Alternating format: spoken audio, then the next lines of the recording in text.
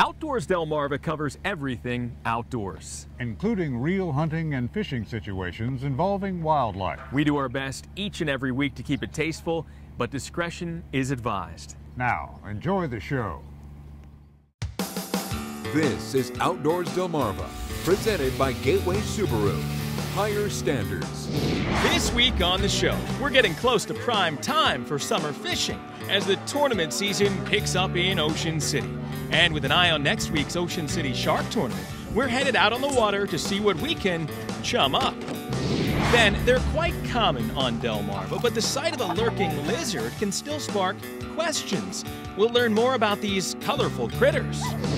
Plus, Maryland's Fishing Challenge is underway, and we'll kick it off with a kids' event across the Choptank River. Right now on Outdoors Delmarva. So good.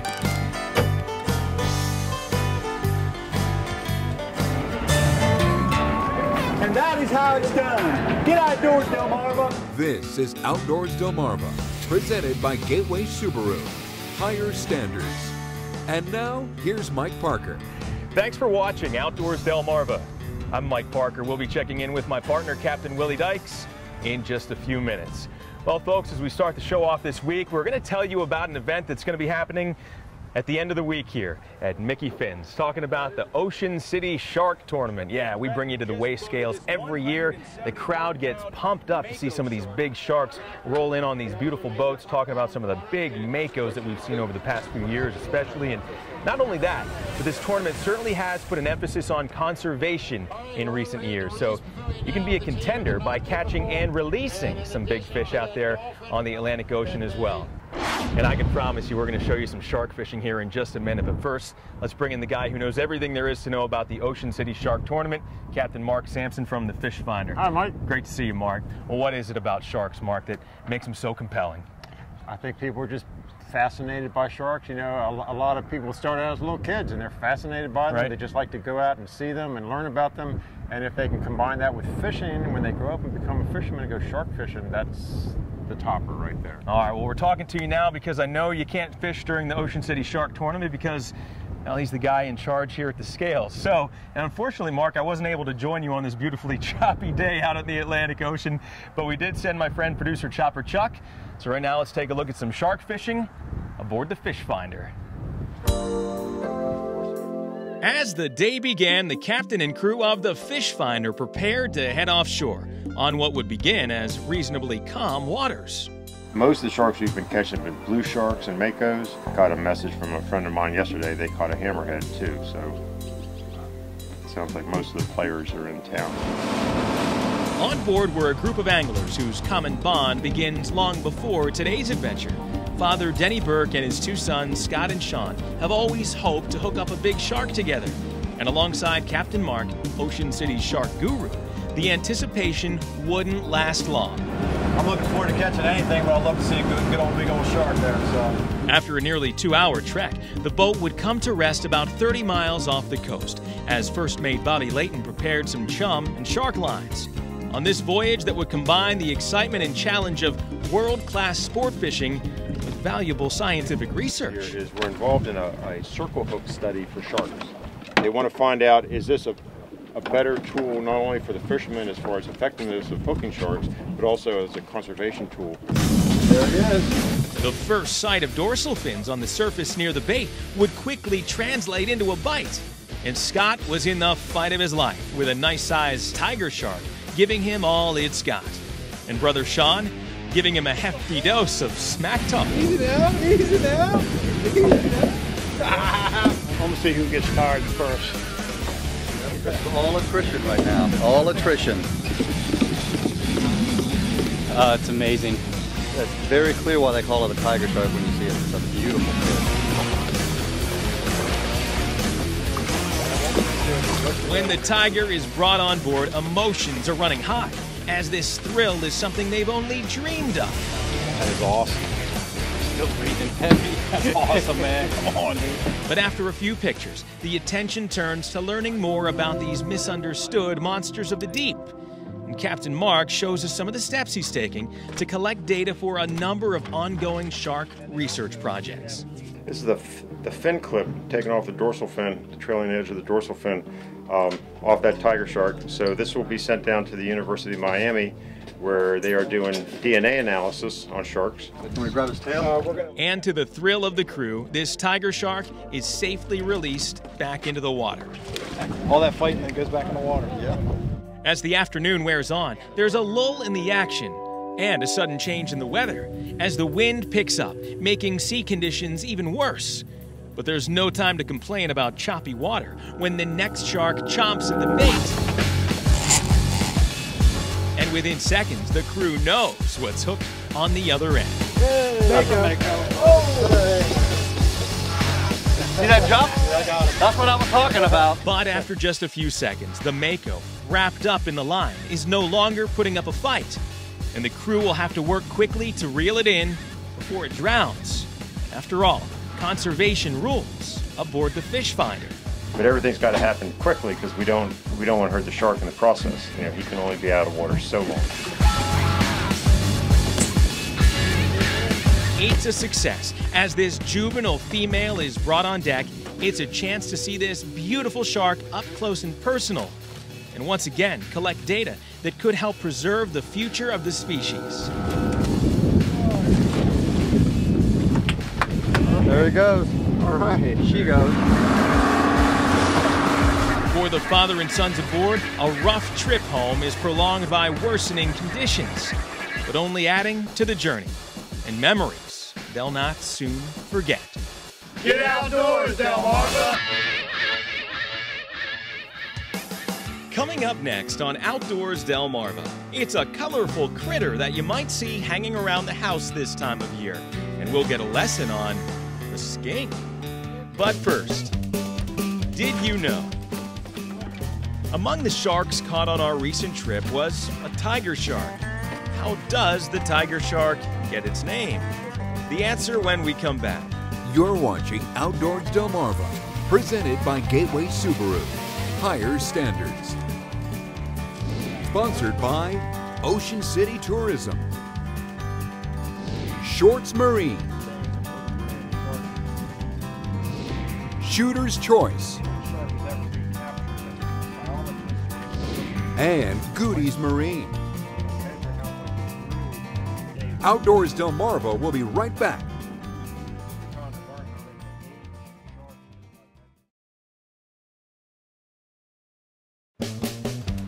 Did you know?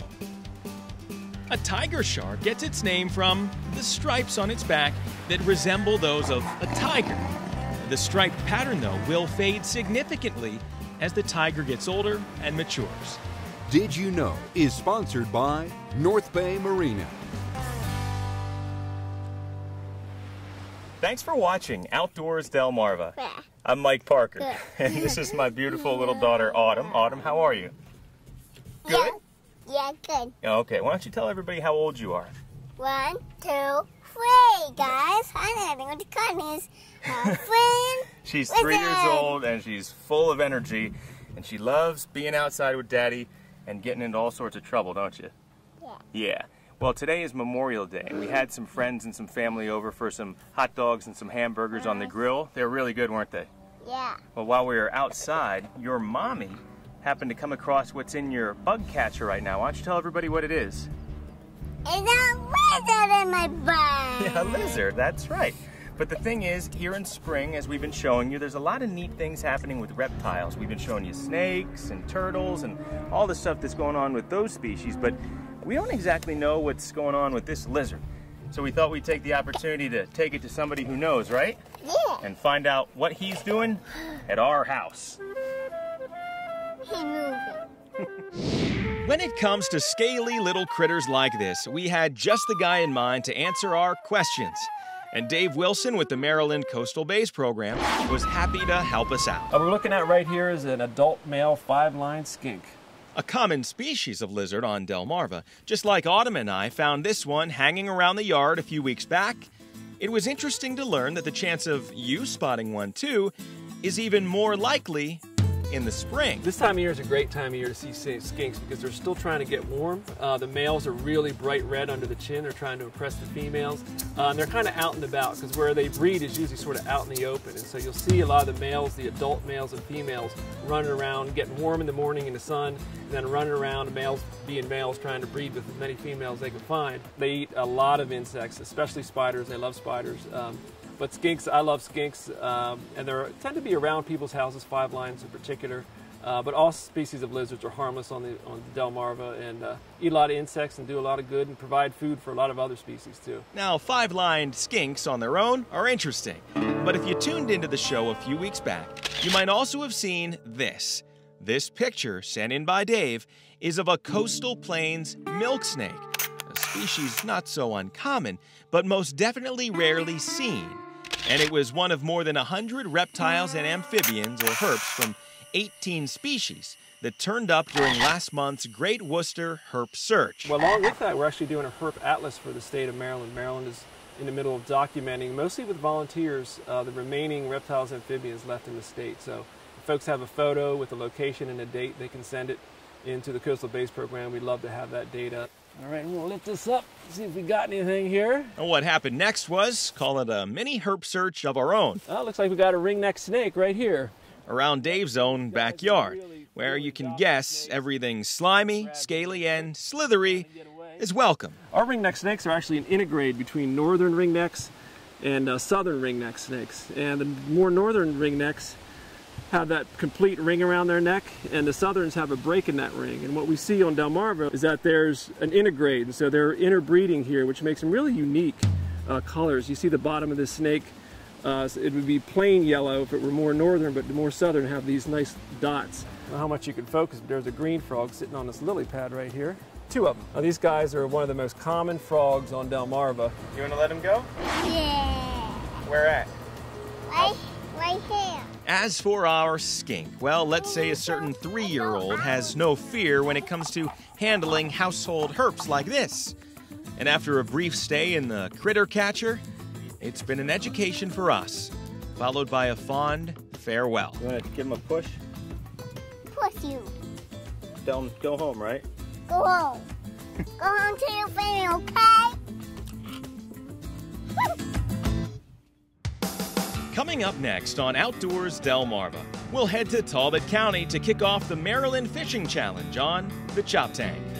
Plus, you won't want to miss this week's Scorchy's Corner Classic. Scorchy's Corner Classics are sponsored by Hook 'em and Cook 'em Outfitters. I couldn't believe what I saw. Still can't really.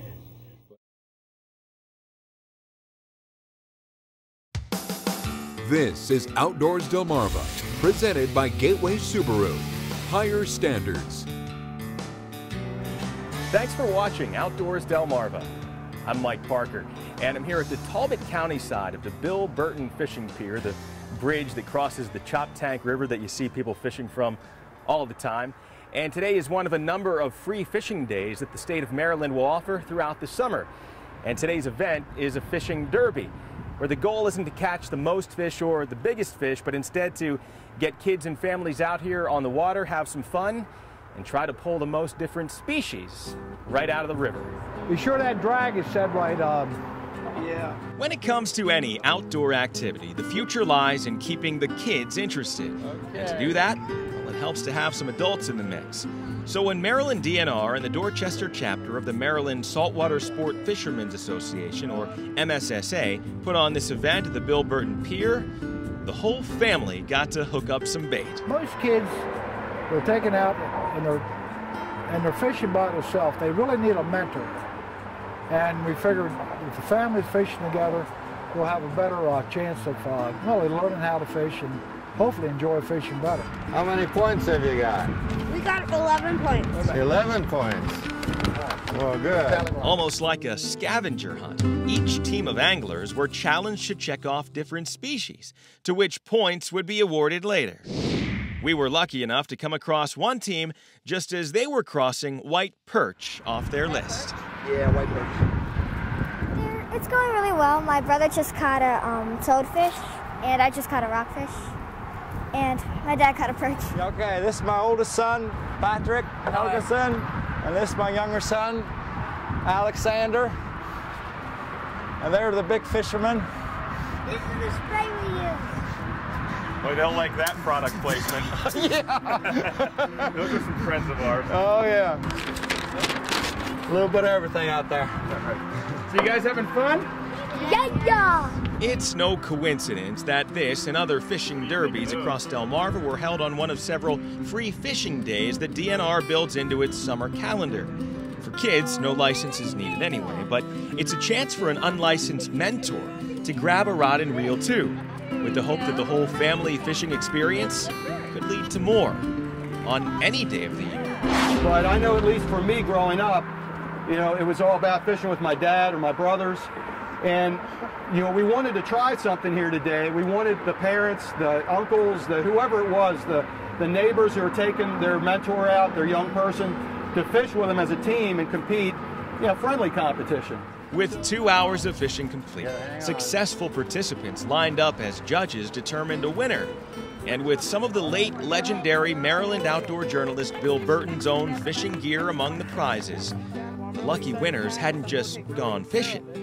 They'd gone home with something priceless.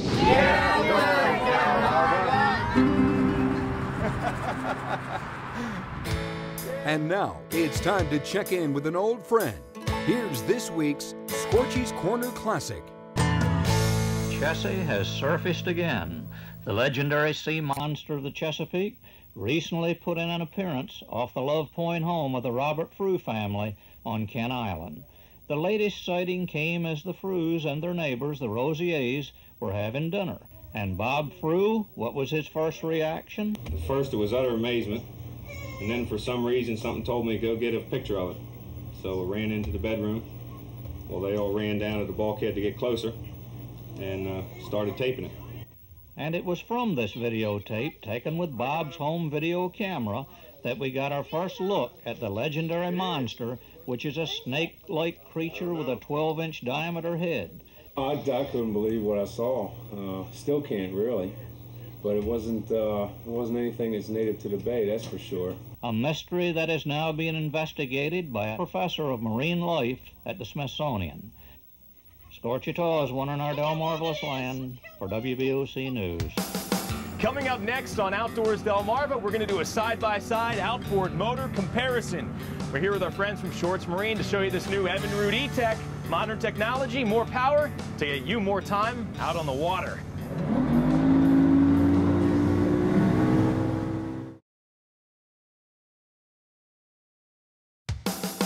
This is Outdoors Delmarva, presented by Gateway Subaru. Higher standards. Thanks for watching Outdoors Delmarva. I'm Mike Parker, and we're back here again this week to spend some time with our friends from Shorts Marine in the beautiful Millsboro and Long Neck, Delaware area. From new boats to motors to accessories, they can hook you up with just about everything but the water itself. And joining me right now is Kelly Rotz from Shorts Marine. Hey Kelly, how are you? Hey Mike, welcome back. Thanks, it's always good to spend some time with you. And boy, we've got a beautiful day for what we're about to do, and that is maybe break some misconceptions about those outboard motors. You bet. We're here to show you today that there are some alternatives other than repowering or even powering a new vessel with the 4-stroke motor. A lot of people believe that the 2 strokes have been banned, and they are not. In fact, the Evinrude E-Tech has cleaner and quieter emissions than a lot of the 4-strokes that are out there. All right, well, I say we get on board and see what this Evinrude E-Tech is made of. Chris Folan from Evinrude, thanks for joining us here on the show this week. Pleasure to meet you too, and I'll tell you what, we've got both of these outboards fired up, and I don't hear any extra noise coming out of this E-Tech, and that's probably one myth you deal with all the time. They're thinking of the older style 2-strokes, and we're a little dirtier, a little louder. What we're looking at is a V6 engine that's 60 pounds lighter than our competitor's 4-cylinder engine. All right, so we've got both of these outboards side by side, and Chris, I guess really the only way to really compare and contrast is to fire them both up. Kelly? Let's do it.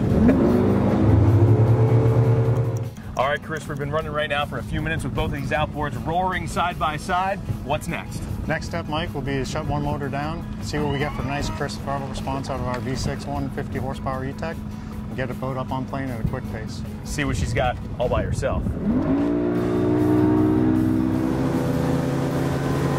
All right, check it out. The 4-stroke is now up and out of the water, so the only thing pulling this boat is the E-Tech. It's quiet enough that you can still hear me talk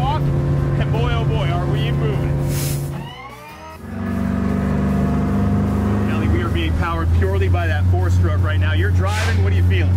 Just doesn't have the same amount of torque. We can't even get her up on plane. Yeah, we're moving, but we're not hustling. All right, Kelly, back on land here, but there's no doubt that Evinrude E-Tech can get you where you need to go in a hurry. Well, thanks for coming out again, Mike. Sure thing. Hopefully we've dispelled some of the myths about the four strokes, showed you a great alternative to repowering your boat or when you're looking to purchase a new one. All right, if you want to see those Evinrude E-Tech models for yourself, make sure to visit our friends at Shorts Marine in the Millsboro and Long Neck, Delaware area.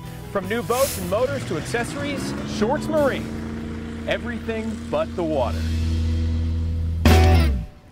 And we'll be right back. Coming up next on Outdoors Delmarva, your latest viewer videos and pictures. Outdoors Delmarva viewer pictures are sponsored by Shorts Marine.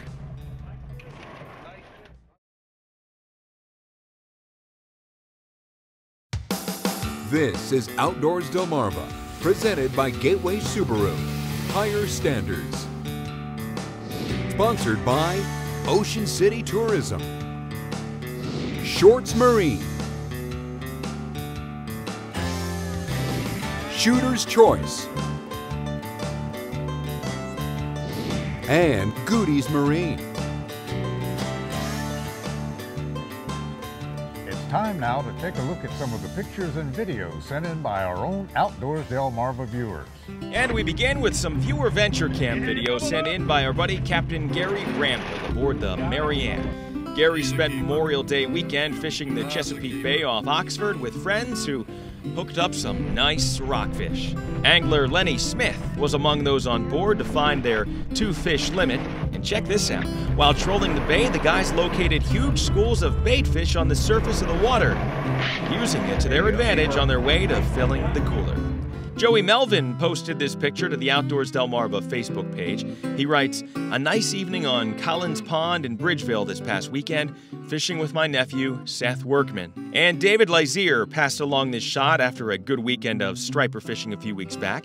He says he and friend Big Bird Cropper were fishing at the Ocean City Inlet when they hooked up these 33, 38, 40, and 43 inchers. Great shot. Well, we love sharing your outdoors videos and pictures here on the show, so please keep them coming. Just email me at mparker@wboc.com. And make sure to like us on Facebook, too. And you can post your videos and pictures right to the Outdoors Delmarva Facebook page. So for my buddy Mike Parker, I'm Captain Willie Dykes, reminding you to get outdoors, Delmarva.